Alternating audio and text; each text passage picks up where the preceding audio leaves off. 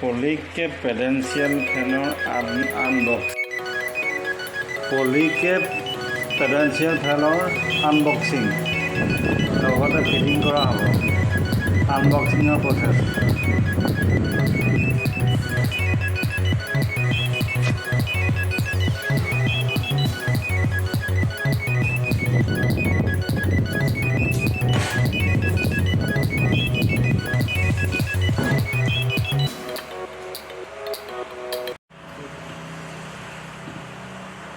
পলিকেপৰ পেডেন্সিয়েল ফেন unboxing আৰু লগতে সম্পূৰ্ণ ফিটিঙৰ প্ৰচেছ দেখুওৱা হৈছে। এইটো তলৰ বেছ প্লেটটো হয়।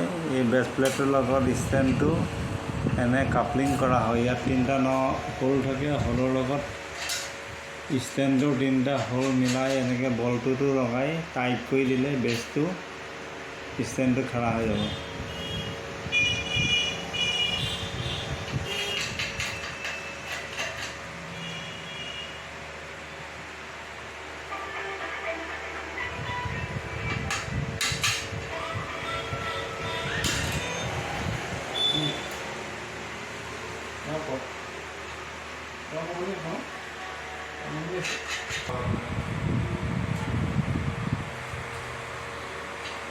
তিনিওটা নট সম্পূৰ্ণ টাইট কৰি দিব লাগিব।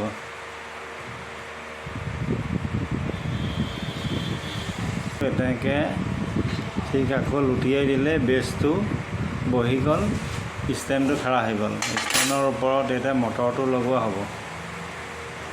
হয় ষ্টেণ্ডটোৰ ওপৰত এই মটৰটো ফিটিং কৰা যাব।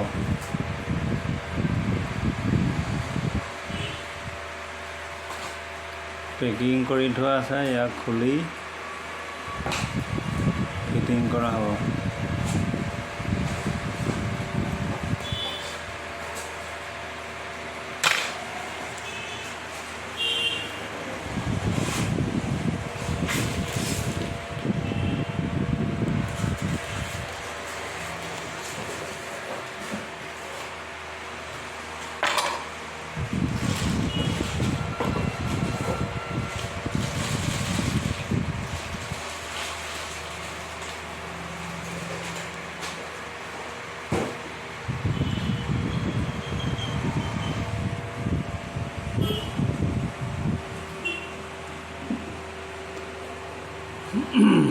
এইটো এনেকৈ হোলত মিলাই পেলাই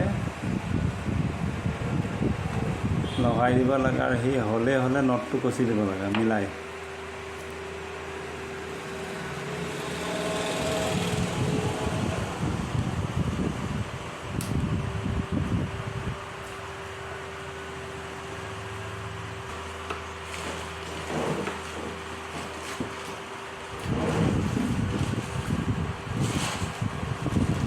এইখন ব্লেডখন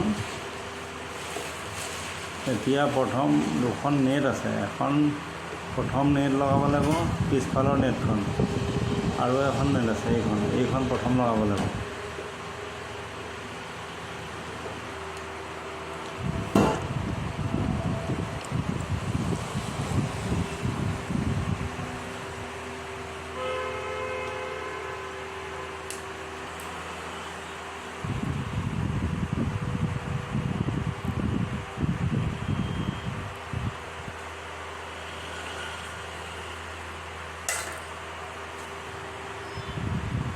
এই বস্তুটো এনেকৈ বলকেইটা মিলাই এই ওপৰৰ হেণ্ডেলডাল পোন কৰি দিব লাগিব। ওপৰৰ ফালে এই হেণ্ডেলটো এনেকৈ পিছৰ হেণ্ডেলডাল মিলাই এই হোলকেইটা পোনাই এনেকৈ বেকৰ নেটটো ফিটিং কৰি দিলে হ'ল।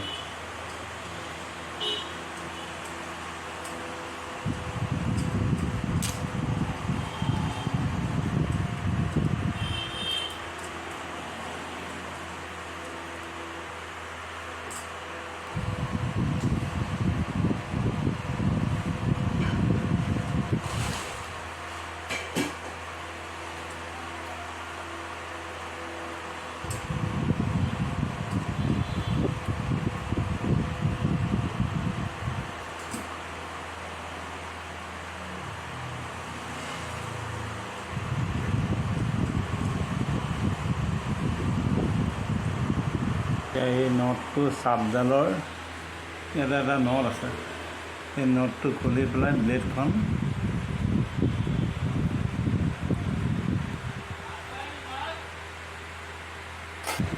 এইখন ব্লেডখন SS ব্লেড ষ্টেইনলেছ ষ্টিল। ইয়াতে এটা স্ক্ৰু আছে, স্ক্ৰুড্ৰাইভাৰটো লৈ এই নটটো খুলি ল'ব লাগে। খুলি ভিতৰত এটা বাছাৰ আছে, এই বাছাৰটো আঁতৰাই দিব লাগে। পাংখাখন খোল খাই গ'ল। ইয়াৰ পৰা এই ব্লেডখন নি পেলাই এই পাংখাখন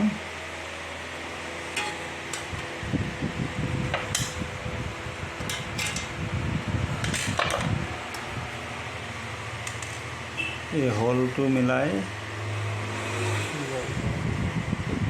সেই তাৰ হোলৰ এই পাংখাখনৰ হোলটো আৰু সেই চাপডালৰ হোলৰ লগত মিলাই তাত স্ক্ৰু এটা গছি দিব লাগে।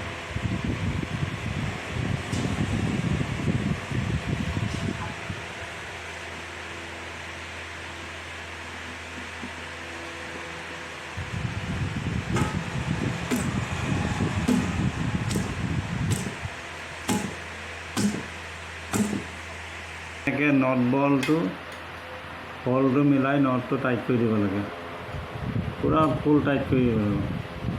ব্লেডখন বহুত স্পীড ঘূৰে। ফিটিং কৰাৰ পিছত এনেকৈ পাংখাখন এবাৰ ঘূৰাই চাই ল'ব লাগে। বডিত যদি টাচ হয় তেতিয়া অসুবিধা হ'ব, নহ'লে এই অলপ ব্লেডখন যদি বেণ্ড হৈ থাকে তেতিয়া ভাইব্ৰেশ্যন মাৰিব। গতিকে সম্পূৰ্ণ চিধাকৈ ফিটিং কৰিব লাগে। ওপৰৰ টপ জালিখনৰ নেটখনত এনেকৈ এটা স্ক্ৰু আছে, এই স্ক্ৰুটো ঢিলা কৰি দিলে ইয়াৰ কেপটো ওলাই যাব। এই ক'লা কালাৰৰ যিটো কেপ আছে সেই কেপটো দুইখন জালিকে কাপলিং কৰি ৰাখে। মিলাই ল'ব লাগে, মিলাই কাপলিংটো দুইখন জালিৰ লগত বহাই ল'ব লাগে।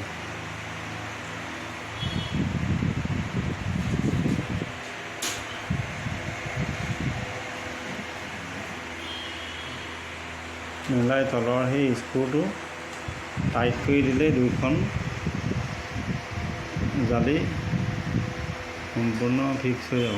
বেকত এটা নট থাকে, সেই নটটো এই মটৰটো আৰু ষ্টেণ্ডডালৰ লগত এডজাষ্ট কৰিব পাৰি।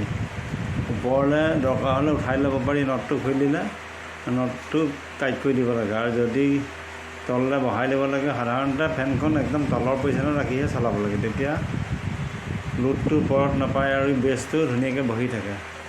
গতিকে ফেনখন পৰি নাযায়। সম্পূৰ্ণ ফিটিং হৈ গ'ল এখন ফেন। এতিয়া কেবুলডাল এনেকৈ খুলি লৈ পাৱাৰ ছাপ্লাই দিলে ফেন চলিব। এতিয়া ইয়াত বেকত এটা নব আছে, এই নবটোত এই অফ অন আছে। ইয়াক যদি 1 নম্বৰলৈ ঘূৰাই দিওঁ ফেনখন চলিবলৈ আৰম্ভ কৰিব। 1 নম্বৰ দিলে চালু হৈ গ'ল।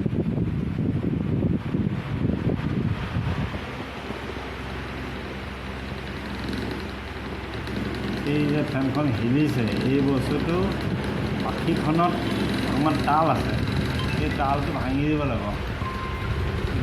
2 নম্বৰ যদি দিওঁ আৰু স্পীড ভৰিব। 3 নম্বৰ যদি দিওঁ আৰু স্পীড ভৰিব। এইটো ফিটিঙত অকণমান ফেনখনৰ ব্লেডখনত তাল আছে, তাল থকাৰ কাৰণে এনেকৈ নাচি আছে। এই ভাইব্ৰেশ্যনটো কমাবৰ কাৰণে তালখন বন্ধ কৰি ল'ব লাগিব। আৰু ঠিক এনেকৈ যদি এই চুইচটো দি দিওঁ আমি, ফেনখন মুভিং বন্ধ হৈ যাব। এই ওপৰত এটা চুইচ থাকে, এই চুইচটো যদি দি দিওঁ ফেনখন মুভ হ'ব, ইফালে সিফালে ঘূৰিব।